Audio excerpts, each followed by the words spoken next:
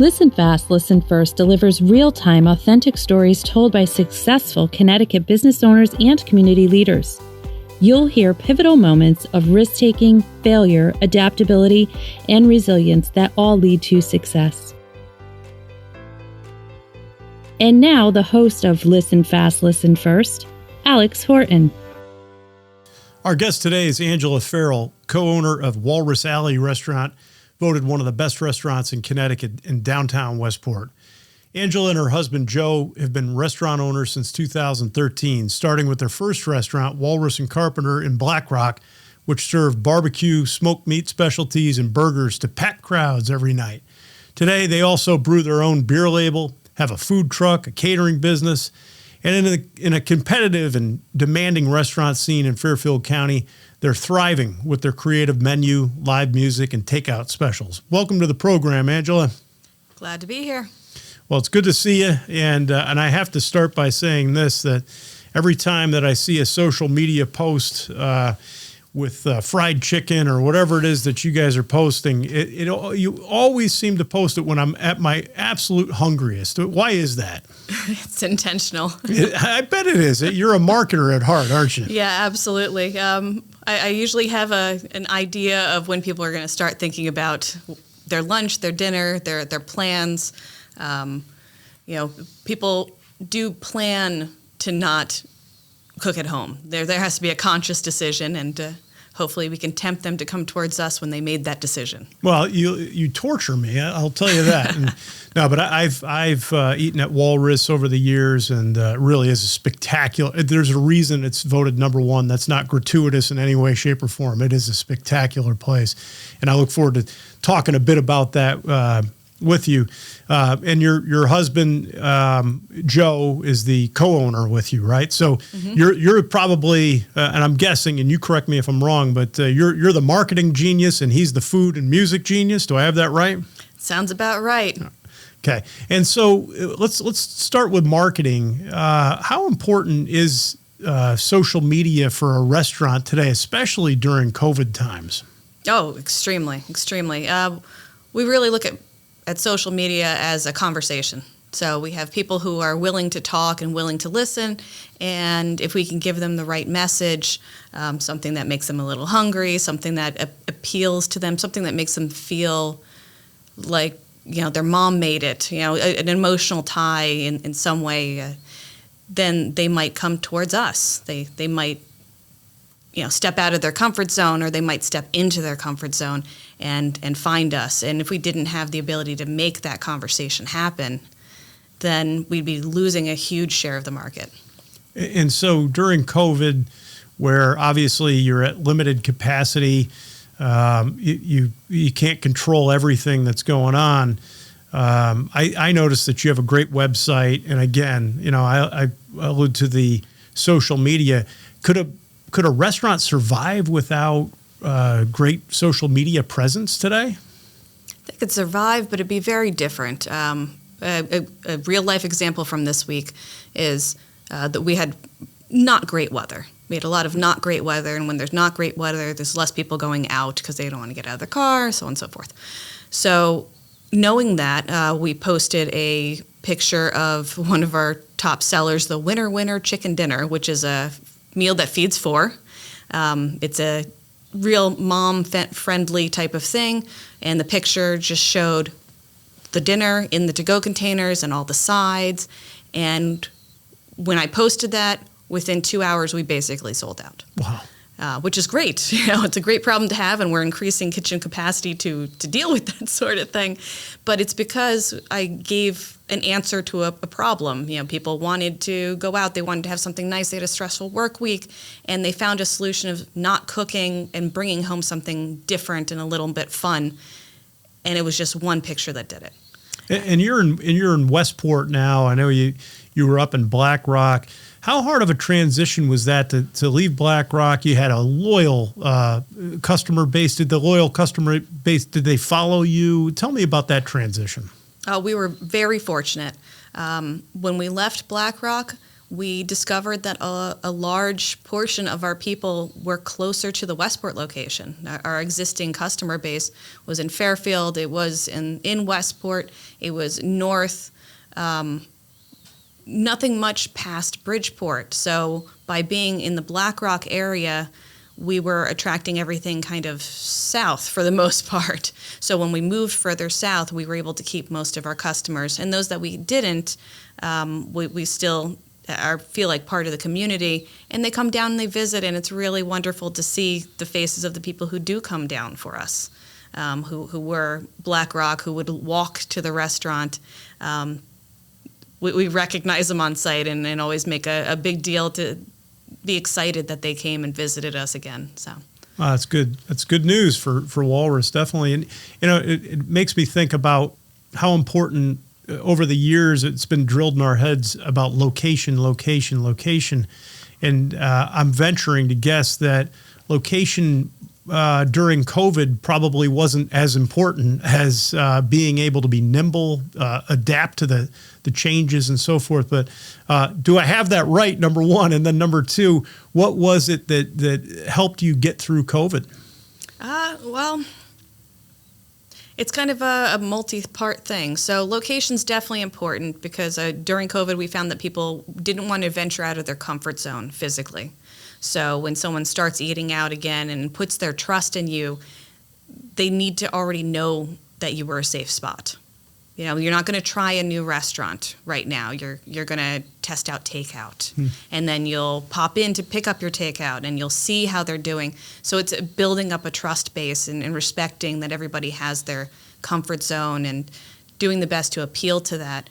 So if we had moved to a hole in the wall in the middle of nowhere, it would have made a big difference. But we moved to a place that everybody was familiar with. We had the old restaurant location in Westport already, so that helped dramatically. The ability to adapt 100% is what's making and breaking restaurants right now. We do an incredible amount of takeout, and we understand that that's a whole nother arm of the business now. You know, making sure that the food, when it arrives in a different situation, works for the guest. You know, it was easy before to make a steak and put it on your table, but now we need to think about that steak. How's it going to rest in the box? You know, are you going to put it in a box? Are you going to put it in a cardboard container? Do you have to worry about leaking? You also have to be environmentally friendly. You can't just put things in plastic. We want people, when they open up their steak dinner at home, to get excited, to drool over what is going to be an amazing dinner, not just look at something that's a hunk of meat in a piece of plastic. There's a lot of thought that goes into it, and a lot of adapting and taking things not for granted. You know, every detail has to be thought out, and adaptation is 100% what helped us hopefully keep lifelong guests coming back. Oh, that's great. Talk to me a little bit about the challenges of staff. What I've been told in the restaurant scene, and again, it's not I love restaurants, I love good food, but tell me a little bit about the challenges of managing a staff during COVID. Definitely a challenge. Yeah. I guess it's kind of, again, multi-stepped. One, and in the restaurant, I'm I forgot the actual title, but the person who's in charge of all the COVID regulations. Okay. So Yep. I've memorized the book, shall we say, and there's tons of checklists and tons of protocols and enforcing your staff to make sure that they follow them. They cannot miss a step. So oversight and management is twice as important as it used to be.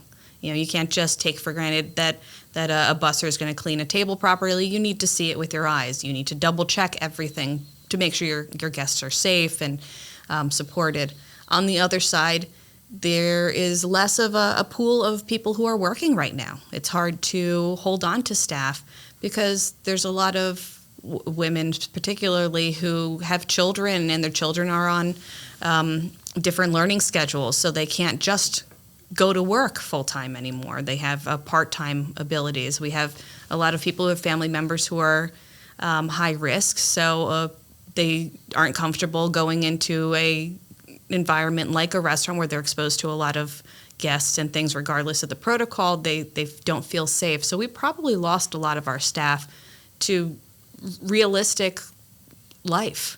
And we're hoping to have them back at some point. We also have a lot of people who, when they went on unemployment or they were trying to figure out what they want to do, industry people who are now trying to get out of the industry and trying to get desk jobs and get something different. They're looking at it as an opportunity to step into a new life after COVID. So those who are applying for jobs now, there's just a lot less, a lot more training. We're trying to keep an eye on the best way to support new people. So it's an interesting struggle that we're going through right now. Understood. And as far as, I guess my biggest question is, what is it that makes the food at Walrus so good? I mean, is it that you have a great chef? What is it? Love. No. Well, I love your food. I don't know if that's the answer I was looking for, but no. Seriously, what is it? I think it's a collaboration. I mean, our chef, John Vast, is incredible. He's incredible. He puts a lot of thought into every dish that he makes, and there's a lot of testing. Every time that he makes something new, he'll make it multiple times. He'll tweak things and he'll ask opinions. This simple example is we did a split pea mint soup with bacon crunchies on top as a soup special this week, and he probably did 3 different iterations before finding the right one. And it's just a simple soup of the moment. It's something that might last a week, but he put in a lot of thought into the flavors for something that's going to be here and gone. You can imagine how many times we go through a dish for something that we actually want to stay. So quality control is huge. Everything going out needs to be uniform, and sometimes it takes a little more management and watching by Chef John, the other cooks in the kitchen to make sure every dish looks the same. Every dish has the right level of salt and fats and ingredients to make sure that they are consistent to the original recipes. How does one get a taste tester job at your company? Yeah, I'm kidding, because I'm volunteering. I was going to say, I don't want to give up my job. Yeah, right. That sounds like the best job on earth right there. Yeah, it's not too bad, I'll tell you. So the other thing that Walrus has been known for is a great music scene, live musicians playing. Right now you've got Walrus Alley that, as it warms up out there, I know you welcome musicians and so forth. It is really a cool scene for anybody listening to this who hasn't been there. You need to get there. But just like good food, good music, there's an art, there's a science, finding the right musicians. Tell me a little bit about Walrus and kind of the music talent that you typically see when you're visiting. Well, I mean, Joe's the head of the music and the heart of it as well. And when we first started Walrus and Carpenter so many years ago, he really culminated a lot of great talent, talented individuals who not necessarily ones who were working together at the time, but he established relationships, and they would build these music events together and these programs, and it involved so many individual people coming together, and then these new bands formed. So a lot of the groups who you'll see on the regular didn't exist before the restaurant, which is kind of fun. One of the ones, Hitch and the Giddy Up, was just a bunch of musicians who would come and play whenever we'd do a pig roast. Is that right? They're the pig roast band. They were. They started off that way, and a couple of members came in and out, and now it's a solid band who has multiple albums and tours and does great stuff, really great music together. And it's a privilege to have these people who started off in different places come together and then play for our audiences. Yeah, that is cool. I mean, the fact that you built something, food related, and sure enough, you kind of leaving a bit of a legacy where, a band picks up and becomes a band as a result of what you're doing. That's amazing. Absolutely. That's cool. And I would say most of the bands that we have kind of grew with us. We grew from what they know and their style of music, and occasionally you'd say, have you heard this this album? Can you incorporate this into what you're doing? And then they would take it and bring it to the 10th level. You know, they would find this new thing that they'd never heard, and suddenly it would open up a whole new genre or a whole new direction of how they play, which is just too cool to watch. Yeah, I was hanging out there, I don't know, some summer night, maybe a couple of years back, and I was standing there with Joe in the alley listening to a band, and I said, Joe, how is it that the sound, like the acoustics in this brick alley are so good? I mean, did you just get lucky, or was that part of the game plan in terms of the overall sound? Combination of both, probably. I mean, it definitely has its own sound that we couldn't have built, but when musicians are setting up, a lot of effort goes into testing the sound and understanding the environment. It's definitely not a people show up, plug in, and then start playing. It's a little more thought out, for sure. Got it. Oh, it's very, very cool. I really enjoy that piece of it. I mean, you know, there's very few restaurants and scenes out there where you can find high quality musicians, and you guys definitely have that down. No question about it. Well, we've been really lucky, and it's translated into a couple of national touring bands playing in the alley and playing in the old location. We used to have Lucky Peterson, who is a blues legend who just passed, unfortunately. Yeah. And he would come twice a year, and he'd give us a call and be like, I'm local. Can I play?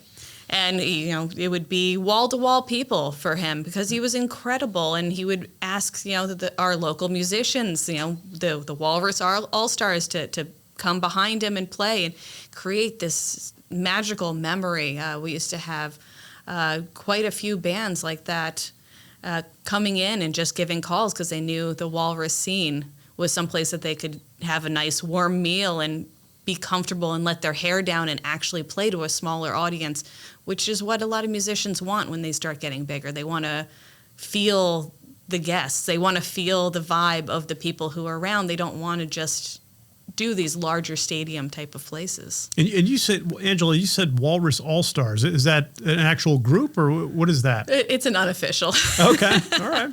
So it's just a bunch of musicians that kind of show up when called. Yeah. When called, yeah. Yeah. Are you available next Saturday? Well, let me see, you know, type of thing. So I'll drop this and come on over. Very cool. Very cool. And Westport's I mean, I'll tell you, they've got the Levitt Pavilion over there. It's a artsy type town. But what else about Westport that maybe was more of a pleasant surprise in your transition from Black Rock to Westport? Is there anything else that you could tell me a bit about, you know, why you're in Westport or something positive about Westport?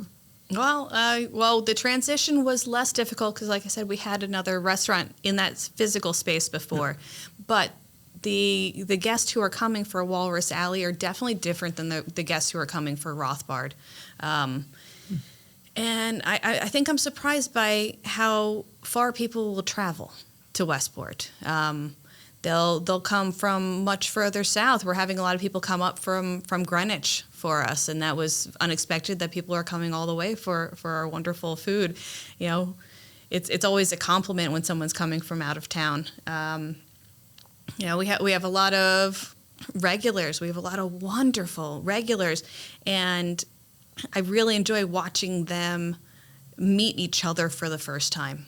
You know, Black Rock was definitely a community where everybody kind of knew everybody, so it wasn't surprising when your regulars knew each other. But Westport's a little bit more reserved. They have to build a comfort level with each other, and it attracts people from all different ways of life. So you'll be sitting and you'll see two different groups of regulars who on the streets would have never met or talked, and suddenly they're talking business together, and they're picking each other's brains and, you know, enhancing each other and being intellectually stimulated all around, you know, this little table that you built.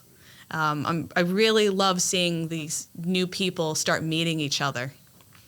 So. Very cool. And how tight is maybe I'm asking a question I shouldn't, but here goes. As far as the restaurant community and kind of playing in the same sandbox, there are so many great restaurants in Westport. I mean, is there a tight-knit restaurant community? Have you guys gotten closer because of COVID or farther away? Well, the restaurant community in Westport is definitely, everybody knows everybody. Yeah. And you start understanding each other's struggles. In the beginning, there was a wonderful group. How do I word it? There was a restaurant group who all together would be trying to understand things. So we'd have these new rules where you can only be outside, but it can only be half capacity, and you can only have things go to a certain hour. And this community of restaurateurs started being able to talk to each other and say, okay, well, how did you do this? How did the guests react when they saw that you were throwing out menus every single time after they touched it? Were they happy because you were following the protocols, or did they feel uncomfortable because you were putting up plastic? How did you combat these things? And it helped us all grow together.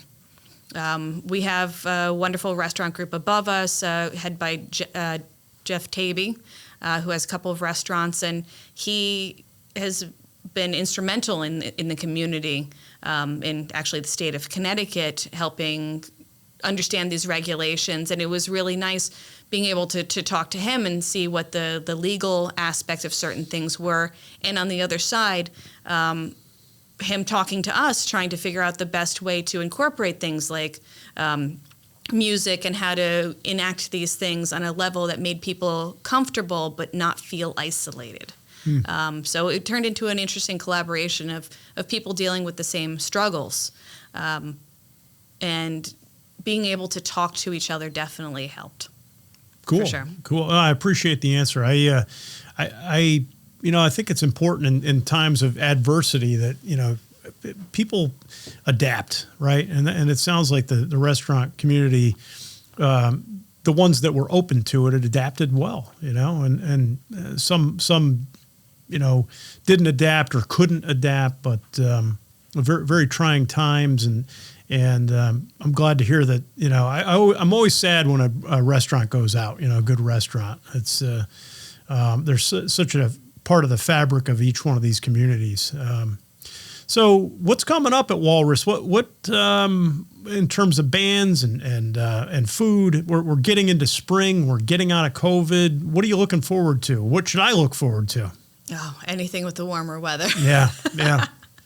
Oh, our patio is the winner for sure in this location. When the patio opens up, we've been seating people all winter. We've had a couple of people who would come every night and sit under the heat lamps, and we were very happy to have them. But it will be so much nicer having the warm sunshine hitting us and being able to let our hair down outside, relax a bit. And with that comes a new spring menu, which we're developing right now, a couple of fun dishes, keeping most of the classics. It's hard to add new items because then you have to get rid of some old ones. So we're working through that. It's a little bit of a struggle. And then our music program is going to be starting in earnest in May. So about mid-May, we're going to have all these wonderful musicians coming. We'll have music every Friday night and most Saturdays and Sundays for brunch. So a lot of activity. We're so psyched to be able to share everything with so many new people who discovered us over the winter and haven't experienced the alley and the music vibe and don't know that aspect of us yet. Oh, they're in for a treat. That's for certain. Are you bringing the guy back who does the Beatles shows on Sundays? Actually, he's already played. I think it was last Sunday, but we'll definitely be having him. Oh, Tim Palmieri is incredible.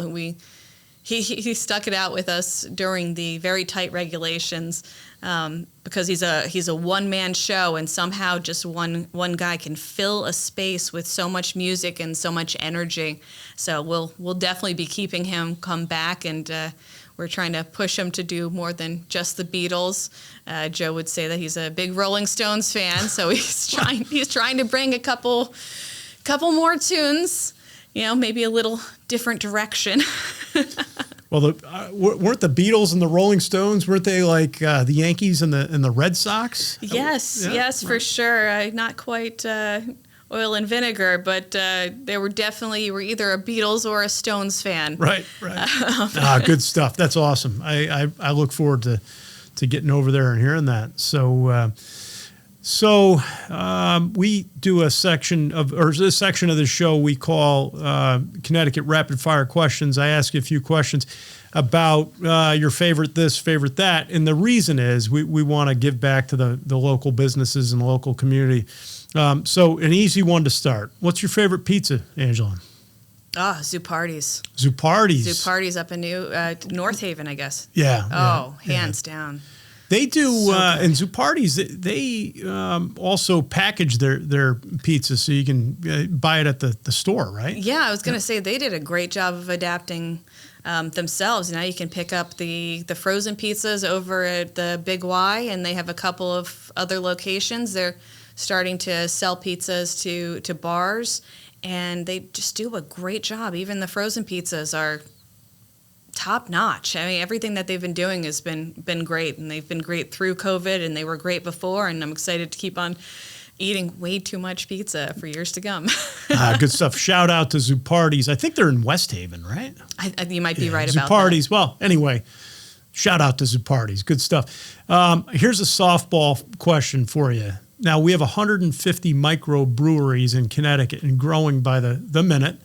What's your favorite microbrew at this time, Angela? Oh, wow. That's so hard to not say Walrus Ale and Lager. That's right. So Walrus, Yes. you've got your own microbrew, right? We do. So we do a lot of collaborative beers. I think we've done 4 or 5 to date.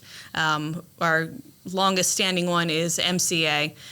We work with different breweries and create different recipes, very hands-on. As you can tell, we're very hands-on with every aspect of what we do.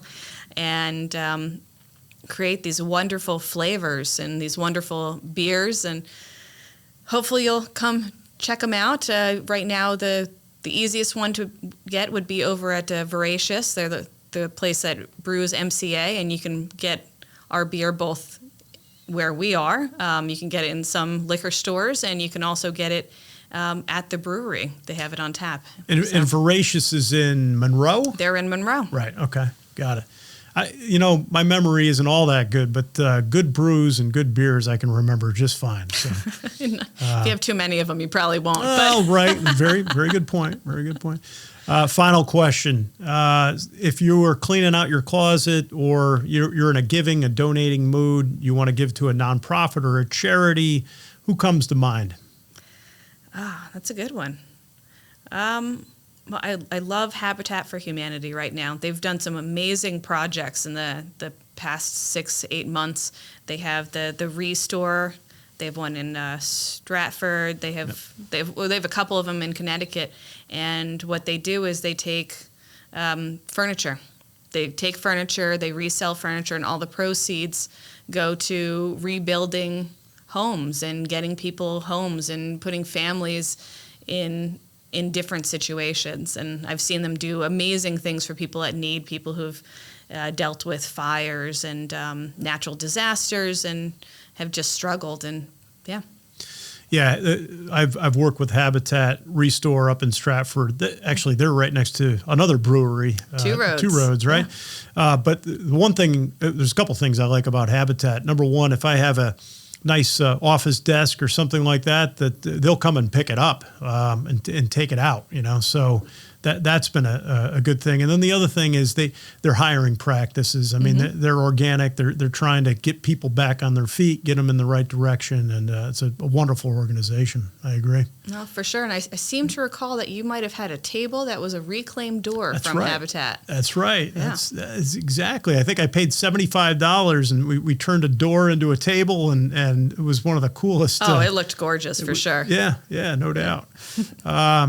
Well, I really appreciate you coming in. Why don't you tell everybody where you can be found? I mean, obviously your location and how to find Walrus, and if you're in the mood to eat, how am I ordering your food? What am I doing, Angela? You're coming to us. All right. Well, Walrus Alley is in downtown Westport. We are right by the Main Street area. You can find us online at walrusalley.com, and every social media would be at Walrus Alley. So follow us on Facebook if you're looking for the music events and what specials we're running, or more what new foods and what beers we have can be found on Walrus Alley on Untapped. Yeah, basically you look for those words and you'll find us for sure. Good stuff. Good stuff. Well, thank you, Angela, for coming in. It's great to have you here. And I also want to thank our sponsors, Infinite Web Designs, Papa's Commercial Photography, and BRBG Insurance. We couldn't do it without you. Obviously, please go like and share and do all those things on social media to boost this and get the word out about our Connecticut businesses and our business leaders. Thanks, and have a great day.